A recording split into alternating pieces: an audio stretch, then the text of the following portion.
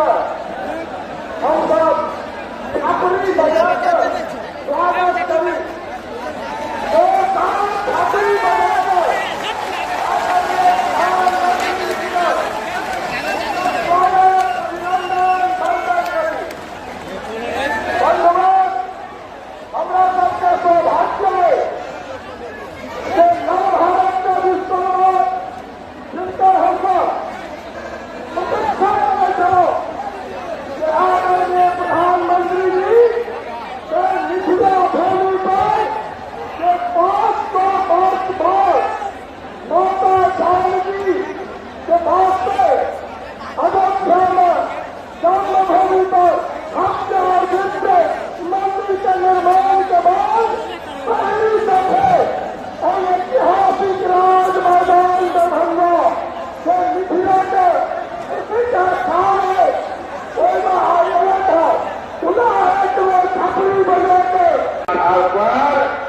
आरक्षण का विरोध किया, लेकिन आज जब हमारे गरीब एससी, एसटी, ओबीसी का कांग्रेस से मोह भंग हो गया है, तो कांग्रेस नेहरू जी की भावना के खिलाफ जा रही है। बाबा साहब आंबेडकर के पीठ में चुरा भोंक रही है, संविधान को तोड़ने मरोड़ने में लगी है। कांग्रेस लगी हुई है कि ओबीसी कोटे को कम करके धर्म के आधार पर उसमें से डाका डाल के मुसलमानों को आरक्षण दे दिया जाए। दलितों के आरक्षण में से डाका डालो, आदिवासियों के आरक्षण में से डाका डालो, और कांग्रेस की साजिश में आरजेडी भी कंधे से कंधा मिलाकर चल रही है। 2007 में बिहार के शहजादे के पिताजी ने मुस्लिमों को ये आरक्षण में से निकाल करके कोटा देने की बात कही। रेल मंत्री के रहते हुए उन्होंने रेलवे अधिकारियों को कहा था कि मुस्लिमों के लिए कोटे का इंतजाम किया जाए। सोचिए, ये एससी, एसटी, ओबीसी का आरक्षण छीनकर को मुस्लिमों को देना चाहते हैं। आप मुझे बताइए, धर्म के आधार पर ओबीसी, एससी, एसटी आरक्षण अगर कटेगा तो यादव, कुर्मी, इस समाज का हक भी बचेगा क्या? सब कुछ खत्म हो जाएगा। पासवान, मुसहर, रविदास, दानव समाज के हक पर ये डाका डालने में उसकी फिराक में है। साथियों, मैं पिछले 12 दिनों से कांग्रेस को और उनके चट्टोपट्टों को आरक्षण के मुद्दे पर चुनौती दे रहा हूं। मैंने उनसे कहा है, मैंने लिखित में मांगा है कि इंडी गठबंधन धर्म के आधार पर एससी, एसटी, ओबीसी का आरक्षण छीन करके मुसलमानों को नहीं देंगे।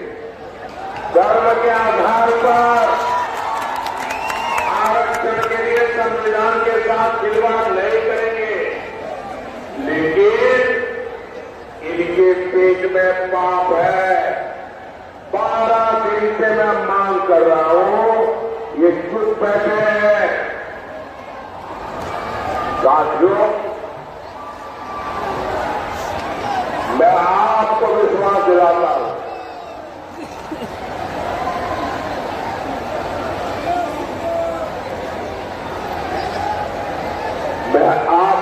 विश्वास दिलाता हूं, जब तक मोदी जिंदा है, जब तक मोदी जिंदा है, एससी, एसटी, ओबीसी के आरक्षण पर कभी भी मैं सेवा नहीं करने दूंगा। साथियों, मैंने जब से कांग्रेस आरजेडी के इरादों को देखना बेनकाब किया है, ये लोग बौखला रहे हैं।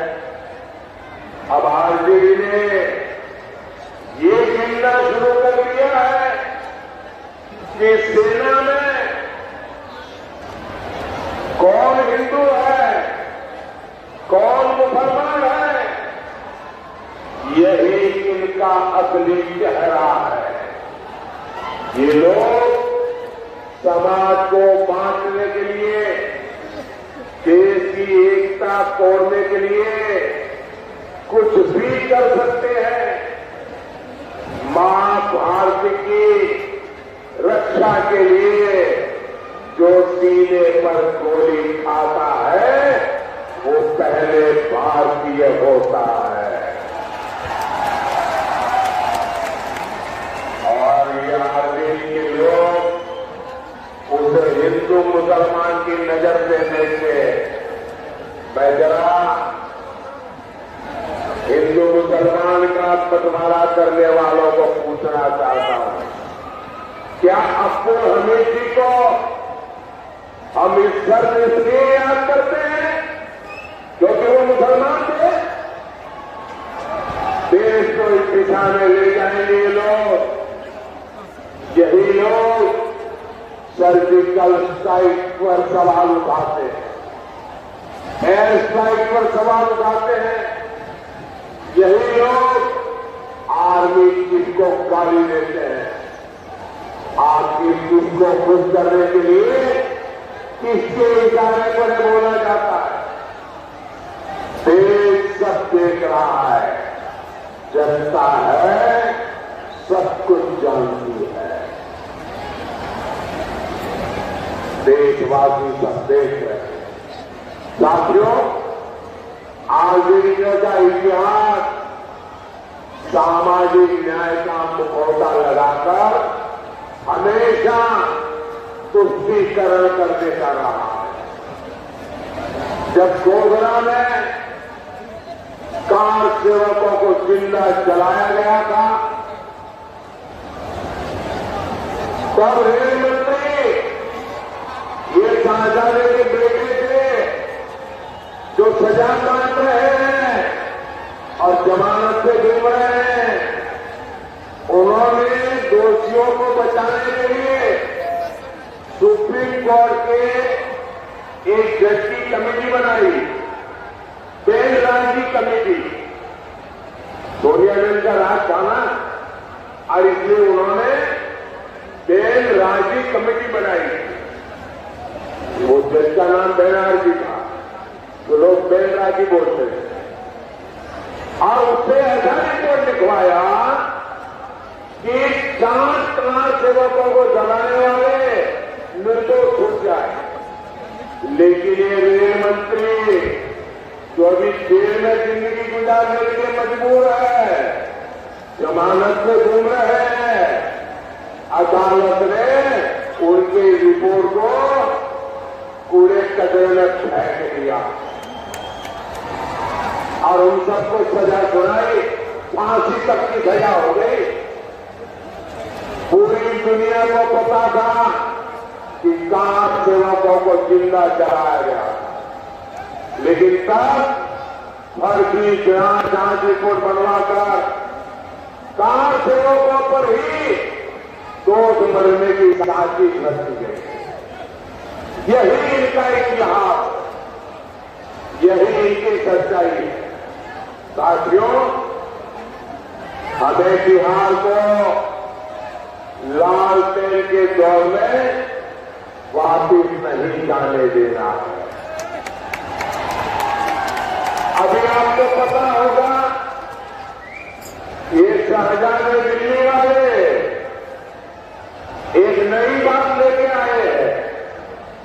आप मुझे बताइए भाई बहनों, हमारे परिवार में जो माता पिता होते हैं वो मेहनत करके कुछ न कुछ बचत करते हैं कि नहीं करते हैं?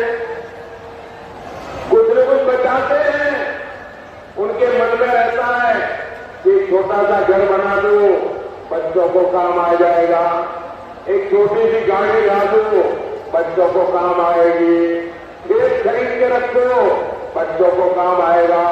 हर माँ बाप के मन में एक इच्छा रहती है कि वो अपने मरने के बाद बच्चों को कुछ न कुछ देकर के जाए।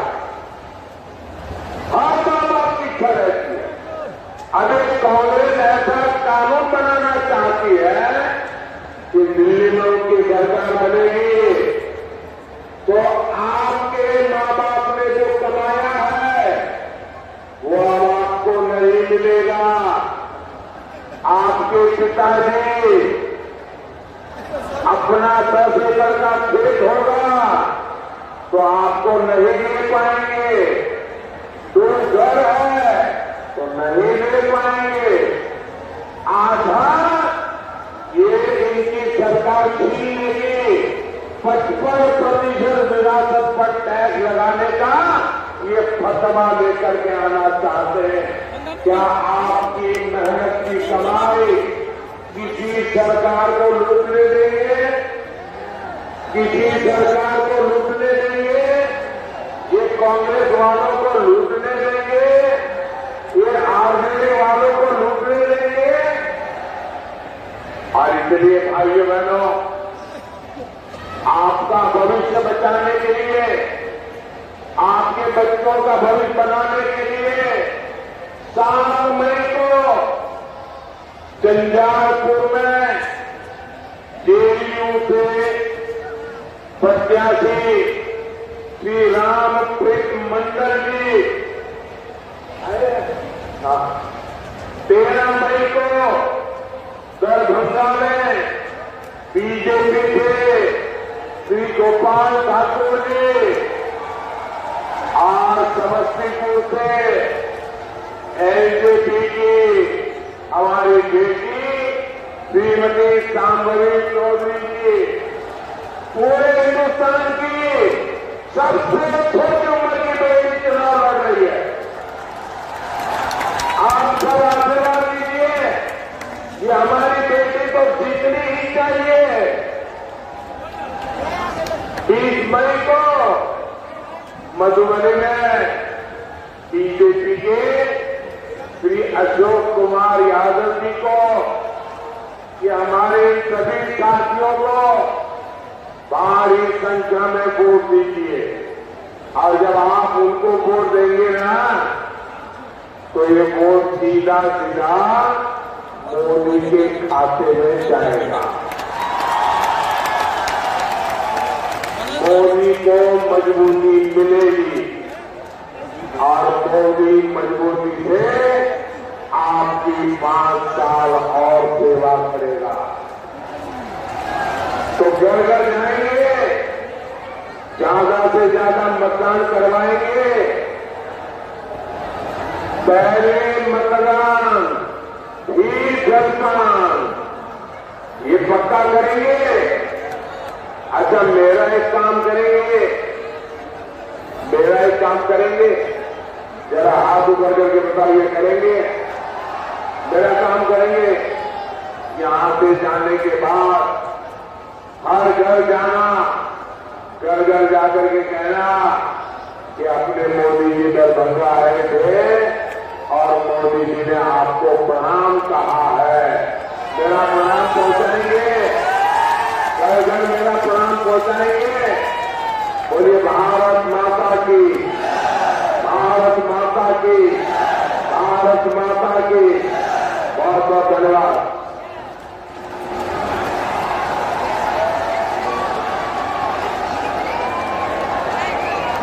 बहुत बहुत आभार माननीय प्रधानमंत्री जी के। मिथिला का पावन जनक नंदिनी माँ सीता का भूमि पर